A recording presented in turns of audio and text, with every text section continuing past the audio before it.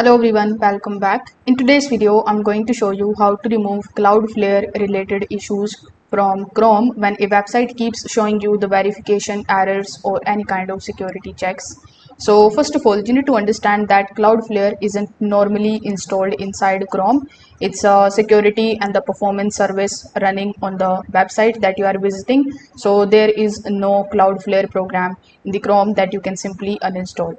Now, if you want to stop a Cloudflare verification loop on a specific website, you can just simply start by clearing that particular website's stored data.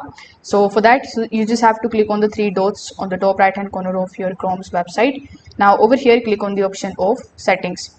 Now when you are inside the settings, you need to look for the option of privacy and security, and over here you will find the option of cookies. Now when you click on this particular option, you can just simply select the option of see all websites data and the permission, and you can also search for the affected website and delete its stored data.